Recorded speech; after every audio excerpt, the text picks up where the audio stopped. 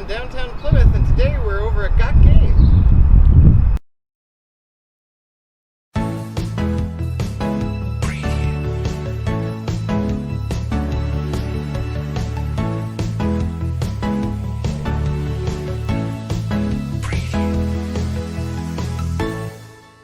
Hi, I'm Jim, and this is Cindy. We're with One Book, One City, and we're here with Steve and Cameron Carter from Got Game. So our question is, tell us about how you guys got started, and tell us who you are. Okay, my name is Steve Carter. I'm one of the owners. The other owner is Rodney Jacobs. This is my son Cameron. And a little over 4 years ago, we saw a need for some commonplace in the community for people to be able to gather. And Rodney had a passion or a dream of his was to own a game store at some point in his life. And Cameron was into the gaming scene and into Magic the Gathering, and so we kind of all got together one day. It's like, hey, we were going to different shops and playing, and when we would travel, we would go to different stores and talk to the store owners, and we just decided, hey, is this something that we could do locally? And about 4 years ago, we put all that together, and we opened up with virtually no inventory, so we've come a long way since then. I think the way you have it laid out looks so nice, and it looks really inviting and appealing. What other things do you have besides like the magic cards or the things like that? I do notice a chess set over here. My husband would love that. Cameron, you want to go ahead? Yeah, we do carry, as you saw, chess. We have some variety of small little plushies and stuff like that. We just started carrying comic books and a lot of puzzles. Nice. We carry, obviously, bunches of board games, stuff like that. We also carry miniature games, like the tabletop miniature board games. Like you said before, Magic. We carry some of the Pokemon trading card games, stuff like that. Yeah, we've started, especially in recent years, started to branch out more towards more like casual hobbying side with the books and puzzles and the plushies and stuff like that. Talking about family games, and I see Catan Junior. I know my kids love Catan, so that's a big one. Yeah, this right here is basically all of our best-selling, like you said, kind of family games. These are escape rooms in a box. If you've ever been to an escape room, there's a bunch of puzzles and stuff on the cards. Some of them have you folding things and stuff like that. Like you said, there's Catan Junior, there's normal Catan, Ticket to Ride is a great one. I was saying, these are just the best-selling ones. We have more all over the store that are definitely geared for a kind of family game night or get-together for people of all ages. So it says, is this almost like a Monopoly, except it's not quite? I mean, it looks like there's like a board. So Ticket to Ride, if you see on the back here, Yeah. there's a map, obviously, and each one has its own individual map depending on where it takes place. I think this one is the It's like UK. the UK. Yeah. Yeah. So it's a map of the railway system in the UK. And so your goal is to build the longest railway possible to get more and more points. Now, sometimes you'll have different objectives, like connect two locations together or stuff like that.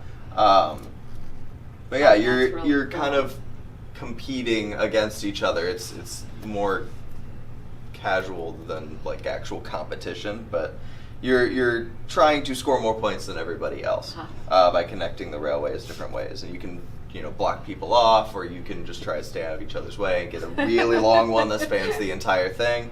It just depends on how you want to play it, so it's good So for you everybody. you could be really cutthroat competitive, Mhm. or you Exactly. could just be more laid back and let's have fun. Yeah. Exactly. You can play however you want. It makes it great for literally anybody who likes to play board Oh, that games, is or so- even people who are new to it. So we're walking through the store and I noticed this. Okay, Cameron, tell me about this. So these we have a few more of them in other places, but these games on this top shelf right here are meant more for the little kids, ages like 3 to 7 kind of thing. They're all very good at teaching various things, right? Like physical skills, stuff like that, critical thinking. Then yeah, as you pointed out, these bottom ones here are all science-based games. Oh Also, my goodness. they're games first, so you don't have to actually know anything about the subject in order to play the game effectively, but you will learn stuff about the subject as you play it. That would be me Right. playing They're because I know very, nothing. very scientifically accurate. Yes, so like if you know nothing about the periodic table elements, you can still play the game 100% effectively as somebody who has the whole thing memorized. So Cameron, the One Book One City encourages everybody to shop local and to buy local, and with everything that's been happening on, a lot of people go to like different card outlets for Magic the Gathering supplies or cards, but you guys have a massive collection of cards. Kind of go into, if somebody wants one specific card, can they find it here? How do they do that? Yeah, we carry, like you said, we have a bunch. The binders behind me are all filled. Like this one is just organized with bunches of cards from the sets. If somebody wants a card, all they have to do is come in or message us and ask and say, hey, I'm looking for this many copies of this card. Do you guys have it? And the binder system behind me that we have set up allows us to quickly and easily find any of the cards they're looking for. Like you said, it's we have a huge selection of cards that people can find.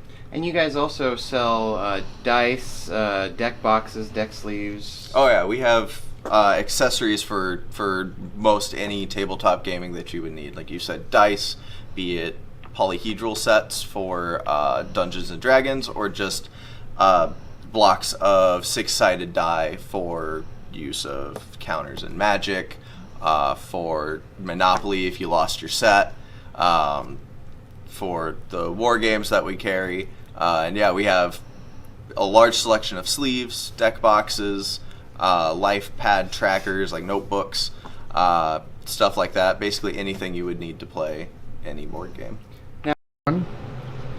So you guys, what are the hours? So when people want to come and see your place, what are the days, the hours that you have? Well, we can start with the days that we're closed. We're closed Monday and Tuesday. Wednesday, we're open from 1 o'clock till about 6:30. Thursday, we're open at 1 o'clock till 8. Open a little bit later because we play Dungeons and Dragons that day, so we want to make sure people get their full session in. Friday, we are here from noon till 11. Long hours, mostly because that's when we held our tournaments and stuff like that. Saturday is noon to 8. And Sunday we're here from 1 p.m. to 5 p.m. Or noon to 5 p.m. my bad. Wow. And you guys have a Facebook page? We do have a Facebook page, yes. We have a store Facebook page, and then we also have Facebook pages for our Dungeons and Dragons and our tabletop wargaming stuff for people to kind of find groups. That is very cool. You guys, thank you so much for the time. Thank you. Appreciate it. You let us come in and see your place. It's wonderful. Thank you. Thank you.